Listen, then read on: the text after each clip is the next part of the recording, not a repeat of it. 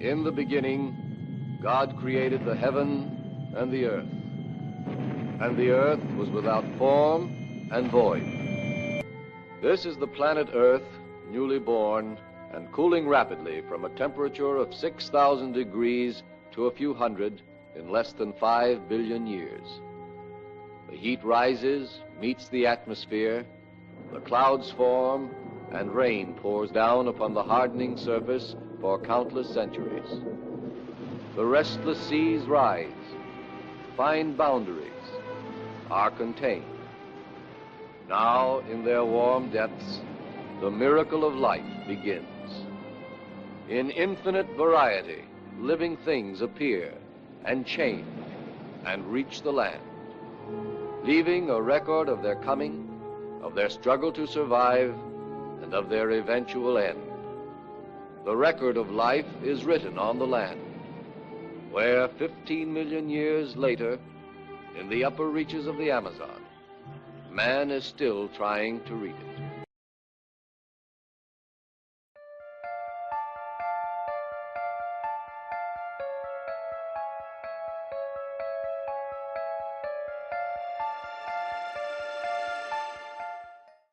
My name is Amanda. And I'm Kristin. And we are the Exorcisters. So sit back, relax, and let's get creepy.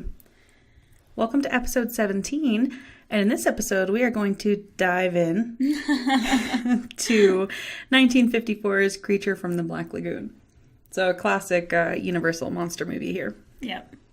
What was your initial... Had you ever seen this? So I had actually not seen this one before, which I feel bad about. I like watching all the classic movies, but I hadn't seen this one before. And it wasn't riveting. No, it wasn't. No. Even me liking older movies, I'm kind of like, the suit was really well done. Yes. It was beautiful. Yes, it was. I liked the water aspect. Yeah. Because I love just being underwater. Yeah, it was gorgeous. Yeah. It was shot really well. Yeah, Acting. Yeah, I even texted you. I was like, I'm like, I guess not very well versed in technology of the eras. I was like, did they film this underwater? Like, was that a thing in 1954? Well, I mean, later on he has a camera that goes underwater. So yeah. I assume that was a thing. Well, it had to have been because they did. Yeah, right? Exactly. So that was really cool. There was a little bit too much of underwater swimming for me that could have been cut out, but I mean, it was not bad. It's a classic, and I love it for that. Yeah, but his swimming was cool. Like, whoever did it, he swims like an alligator where he, like, swivels back and forth. That was pretty cool. Did they have someone in that suit swimming? There were two different people. There was the suit that was on land, that was one actor, and then the one that swam, he was in a separate suit, and that was a separate actor. Did they have, like, scuba gear inside it, or was he just holding his breath? Holding his breath. Oh, god dang. He had some long scenes. They said that they wanted an actor who could hold his breath for 4 minutes because they didn't want bubbles coming up and stuff like that. 4 minutes? 4 minutes. Yeah. Is that even... I mean, I guess it is, but holy crap. I found him. But it was honestly pointless because they show bubbles coming up occasionally throughout the movie, so... To show you that he's there? Yeah. That was pointless. So, this is in black and white. Mm-hmm. And it was shot in 3D. So, yeah, it's funny you say that because the Blu-ray I got, it said, would you like to watch in 3D or 2D? Oh, that's cool. Mm-hmm. Yeah. And I just thought it was done after the fact when, like, 3D TVs started becoming a thing before they died quickly. Yeah, I actually... Because we had seen that with House of Wax a while ago. We saw a promo for it, and we were both like, what the fuck? Yeah. And I guess that was... They started doing movies in 3D, and then they really picked up doing 3D movies in, like, the 50s when it was gimmicky, and they really liked to do it to get people in. But not enough people cared, so then they did the regular movie along with it. Interesting. Mm-hmm. This movie starts with a speech, which you just heard, about God creating heaven and earth, and then the Big Bang, and an infinite variety of living things changing and reaching the land. So it's kind of like about evolution and how we've evolved and all that. And I wrote that they're in the Amazon. And I was like, now I look at Amazon as just like 2-day delivery. You know? Oh my God. So I just wrote it down. I was like, I hope I remember they're in the Amazon and not like, why did I write down Amazon? I'm not an idiot. I just, that's what I think of now. Just a child of the times. Yeah. And then there are people within the Amazon and the rainforest area. It's like a group. And at this point, you don't really know who or why. But they see a like spooky, like fossilized hand. And you can tell one is like an archaeologist or a geologist or something like that. He's out there for a purpose. He's a scientist. Yeah. And they begin to dig it out. And then he said he needs to take it back to the institution to try to figure out what the hand is before they like go back to excavate the entire skeleton. And then it cuts to a woman and this same doctor on a dock together, and they're waiting for a diver to come up, a scuba diver. I didn't realize that those little markers were like meters.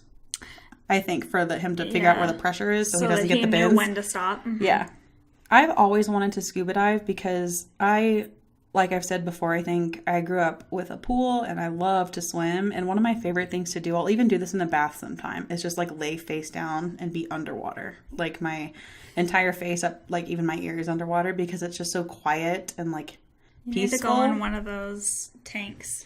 Yeah, but then they close it on top of you. Freaks me out. I don't know if I could do that, but I love being underwater. Like when I'm swimming, I'll just let all the air out of my lungs for as long as I can. So I'll sink a little bit and then just sit at the bottom of the pool for a minute. Because I can't swim, and that's terrifying. I wish I could breathe underwater.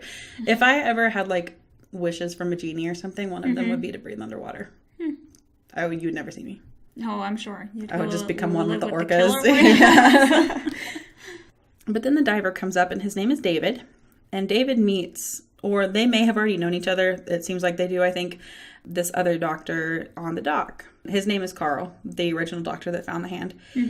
And they're in, obviously I said the Amazon before, but this is when they really start talking about the fact that they're in Brazil on like a academic, basically, expedition.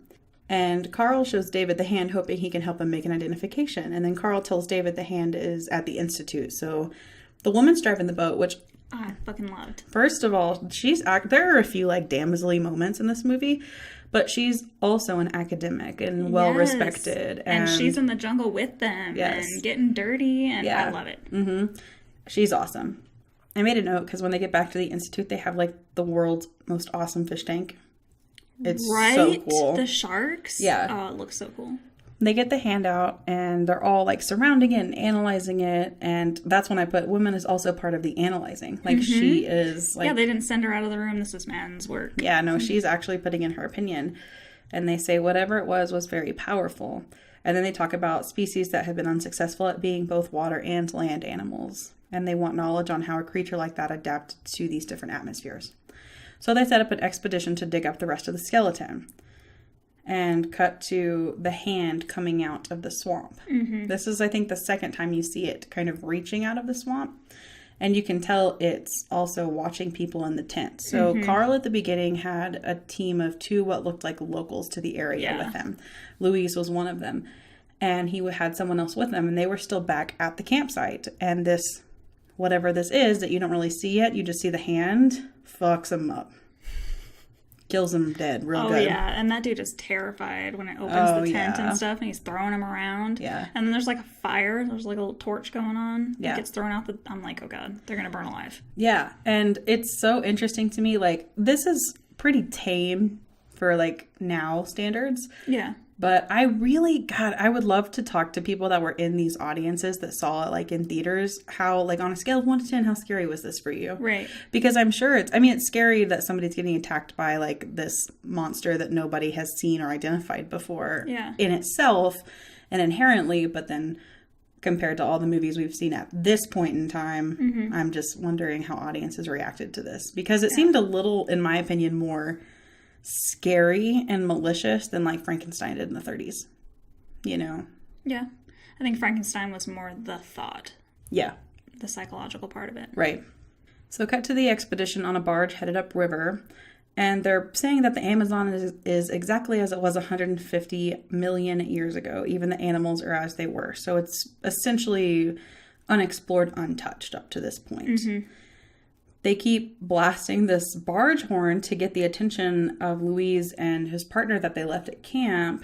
But, of course, they come upon them dead AF. When they go look for the tent, they actually tell Kay to stay behind, and they leave her closer to the water. And you kind of see that the creature hand comes towards her, but then she walks away and it goes away. So then that cuts to them working on digging up the skeleton, and they're not having any luck. And they said they've been at it for 8 days and they're just not finding anything. All they found is a hand. And it never really talks about this, or maybe I missed it. Is the hand, is it like a starfish when it just like gets cut off and regenerates? That's a good point. Was there another one that just didn't make it and this is the only one left? Or does it like, I don't know, like shed? Is it skin? Yeah, that's a good point, because they go and try and find where the block may have fallen off, holding the rest of the skeleton. But when he originally finds it, it's pointing at you. So how would it have fallen off to be part of another skeleton? Right. That's a good point.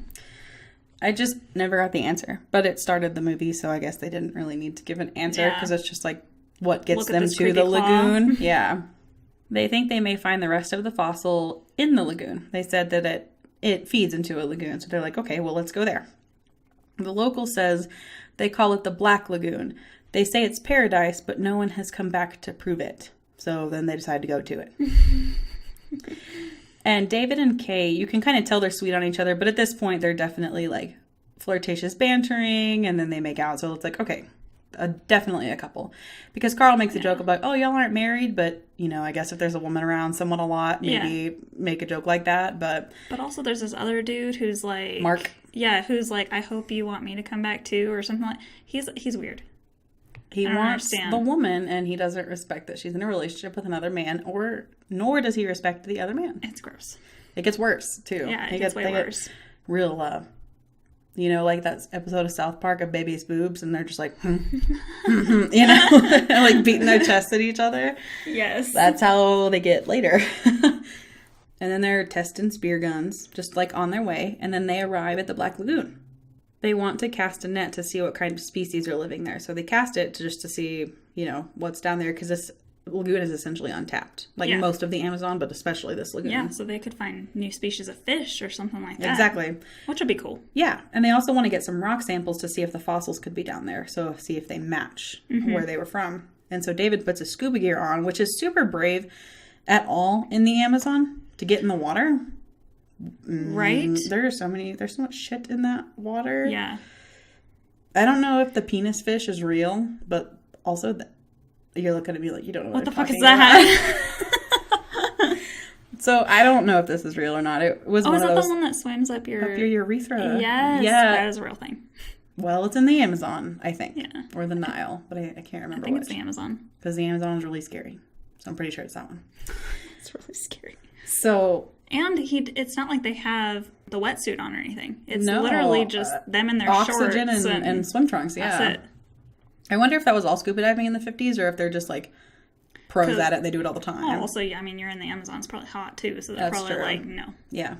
And then you get underwater shots of the two men scuba diving, which is beautiful. David and Mark. Yeah, I like the underwater shots because it's so fascinating to me how well done they were, especially in the 50s. It was just they did it a lot of idle swimming time.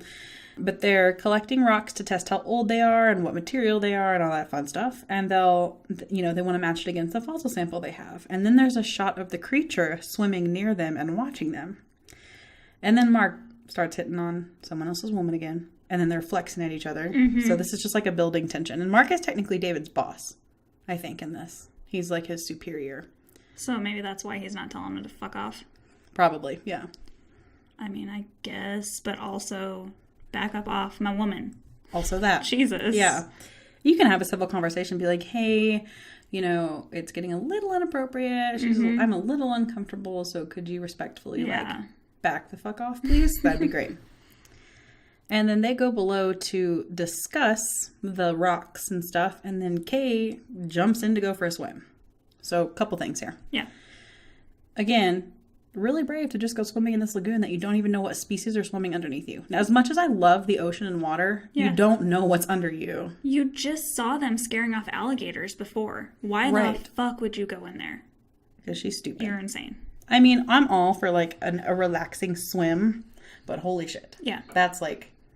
That's crazy. That's asking for it, in my opinion. Yes. I mean, piranha and shit are in the Yes, Amazon. yes. And then it's swimming below her. Like, he could probably lift one of his arms up and touch her. Which and is she has no idea. Beautiful shot, but also... Yes, it is wonderful. Literally what terrifies me about going in the water. Like, I've seen those shots, those aerial ones of, like, a boat, and then you see a whale underneath them, and they don't even know. They have no fucking clue. That's so cool, though. And it's cool in photography, but being on that boat... Yeah. Oh, my God, no.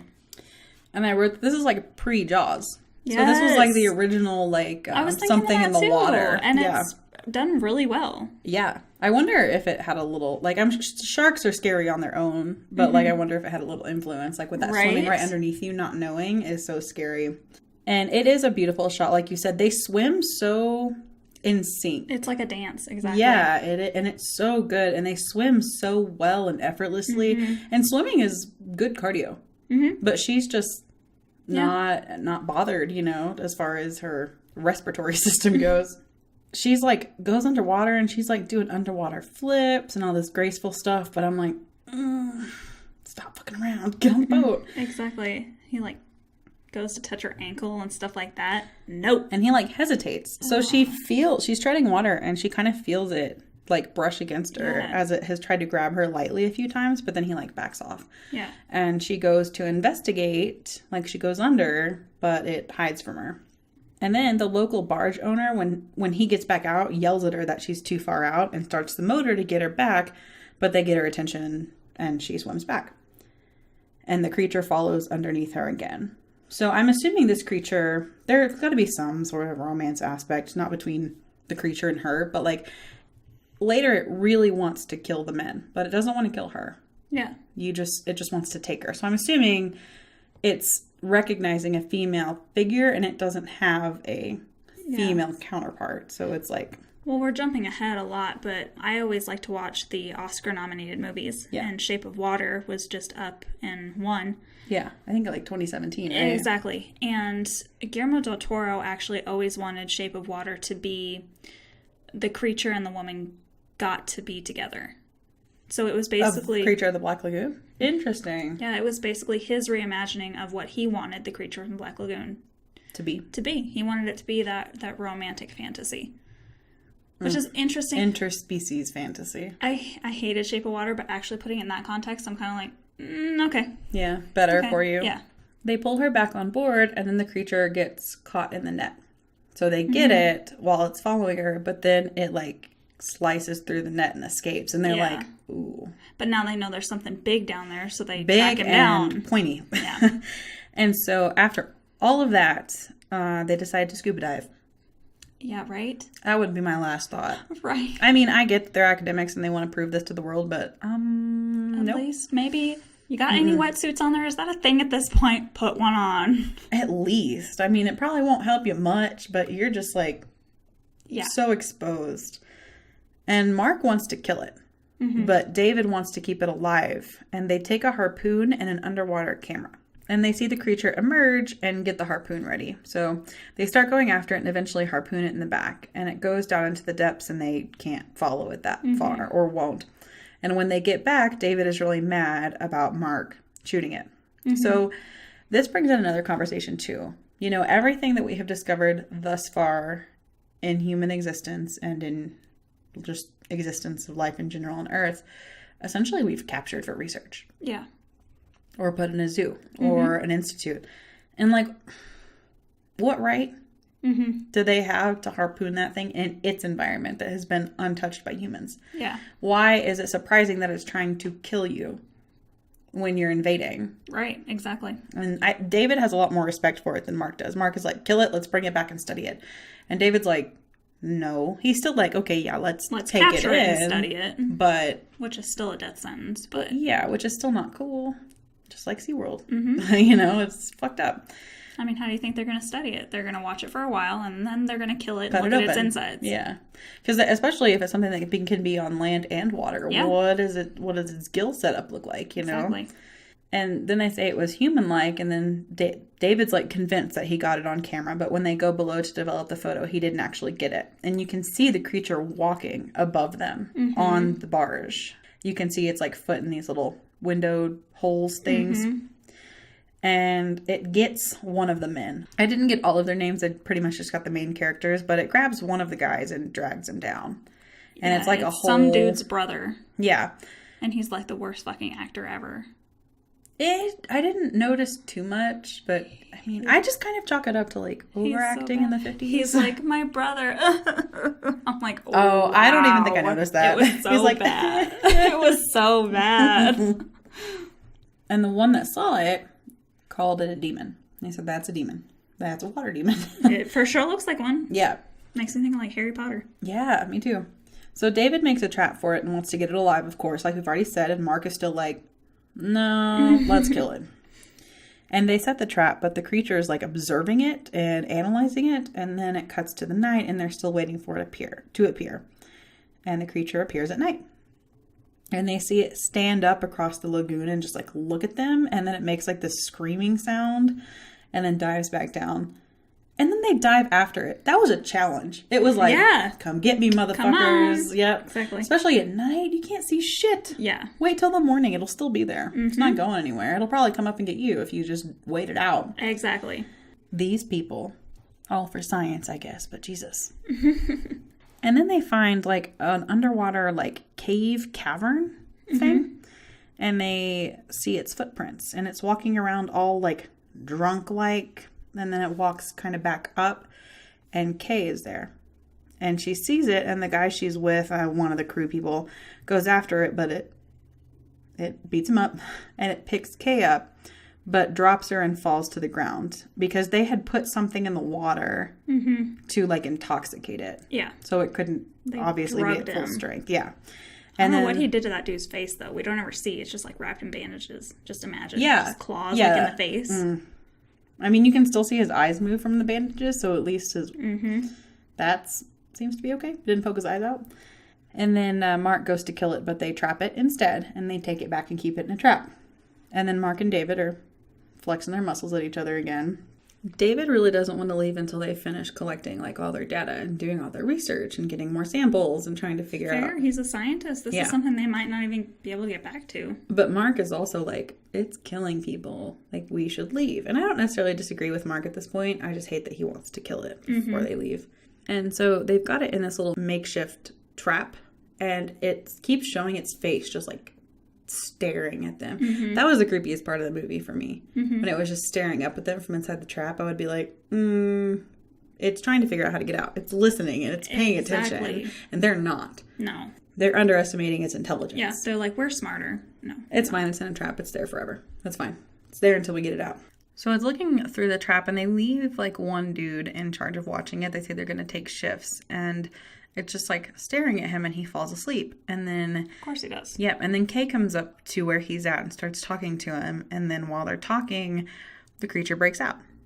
And he tries to fight it off. And the creature ends up like... He has a lantern and the creature ends up catching on fire. But then it jumps overboard. And the dude... This is the dude that ends up all wrapped up and bandaged, I think. Basically what we've learned from all of this is burn all of the Universal monsters. They don't like fire. God. I mean, I'll strangle people.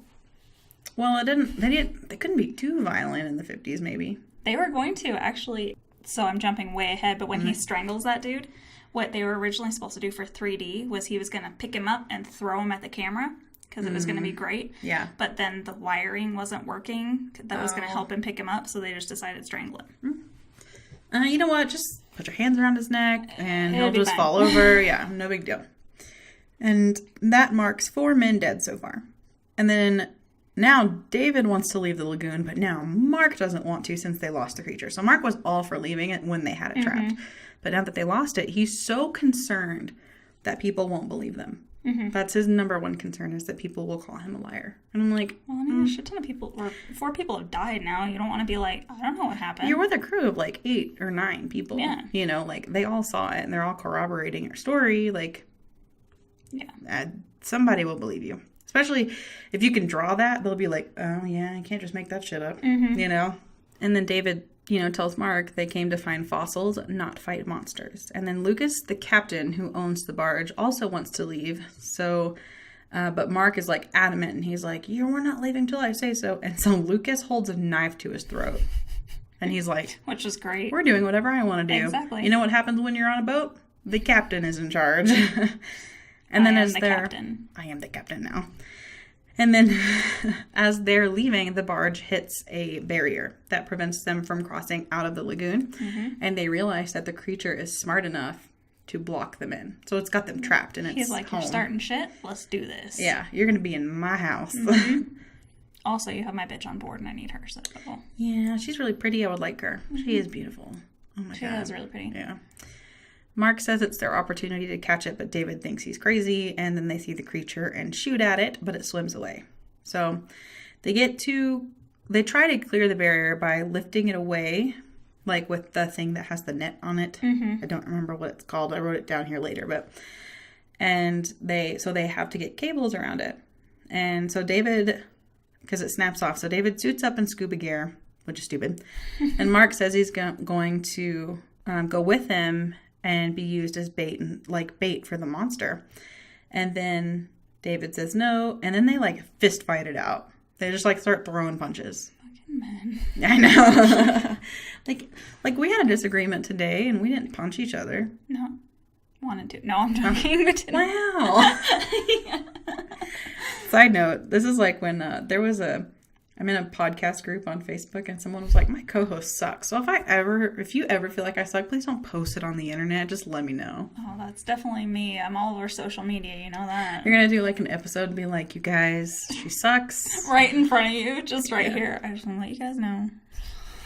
I'm going to break off and do my own thing because I can't stand this bitch anymore. So after Mark loses his fight and is emasculated, David dives down to reattach the winch, that's what it's called, and the cable to the blockage, which is like a giant tree. And then the creature is watching him and it starts coming toward him. But then Mark comes down, because even though he lost, he's still going to come down. And he shoots another harpoon at it and he misses. And then Mark pursues, the creature starts going away, and then Mark goes after him with this harpoon. And then he eventually does land one. And the creature grabs Mark after pulling the harpoon out of his stomach, and then they're fighting. So rolling around under the water fighting. So of course David's like, this could have been avoided if you didn't shoot at it. Yeah. But then David comes to help, and the creature retreats after they shoot at it some more, and then Mark. But it's too late. Yeah, Mark, you see his body float to the top. And then they're all sitting there moping, and David formulates a plan to make him groggy long enough to get the winch and the cables around the tree to move it out of the way. And then while they're talking, the dude that's all bandaged up, he's just kind of been off to the side of this room near a window-ish thing. And then you see the creature's hand come through that window, and he's freaking out. It's touching him. Ugh. And then David just swats it away. He's like, get out. Get out of here. Get away. Bad. And then, so I had to ask you what this was because I missed it, but they dropped the tablets in the water that looked like aspirin, which you said that was that's the stuff to get him drunk. Well, then they load a spray gun with it. Yeah. And they take it down. I said they load the spray gun with the drunkie powder. And he goes down with his scuba gear on, and he sees the creature and shoots him with the powder. And then the powder's great and all, but now he just can't see anything. Yeah. Can't, it's just white and smoky almost, if you will, but underwater. Also, who knows what that's going to do to him? He's just bathing in it wondering. And stuff. It must just be a fish alcohol.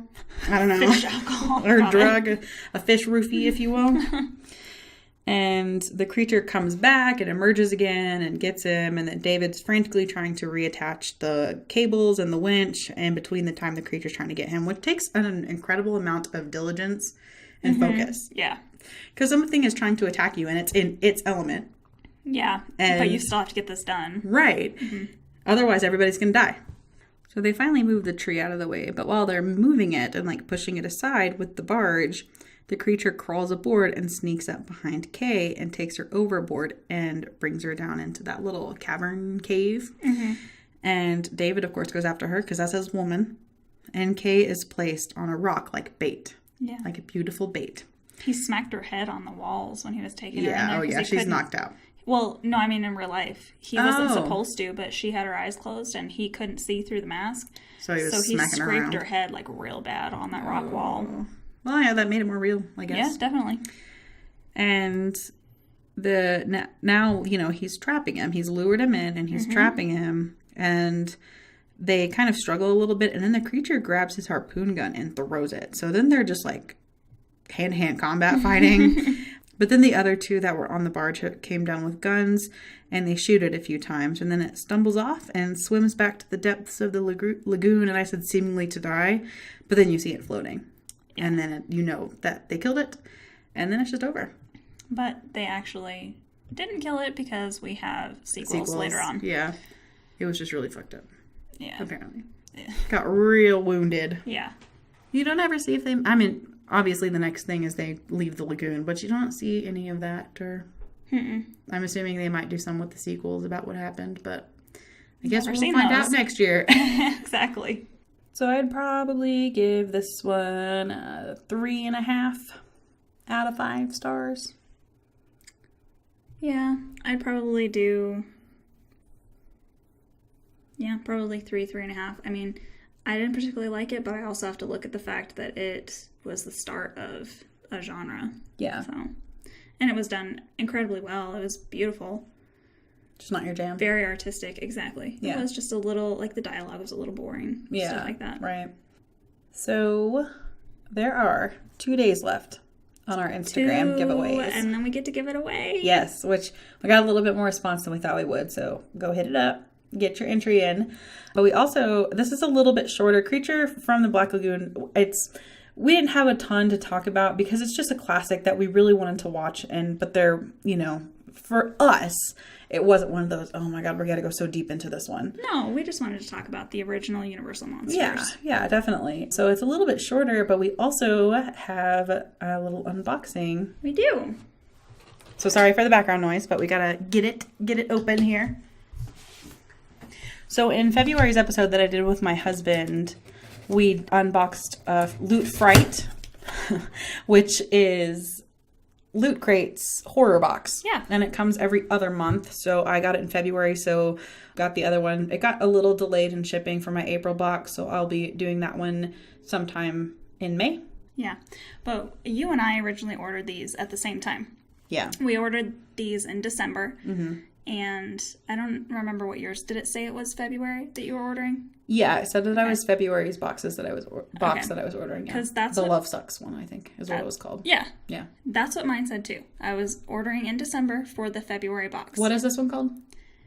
Friends Till the End. And it's Creeper Crate? Yes. This is from Creeper Crate, and I was trying something new. I kind of liked some of their stuff that they had in older pictures.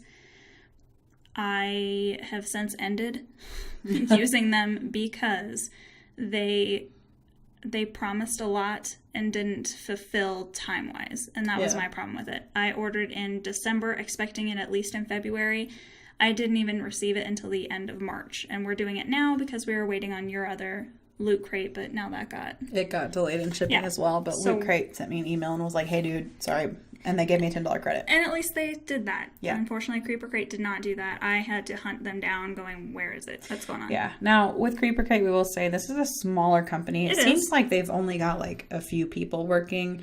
But it seems like they're getting bigger to where they should probably... start hiring more. Yeah, start hiring some more people. So we're not saying we don't recommend it at all. Like, it's got some really cool stuff. It just...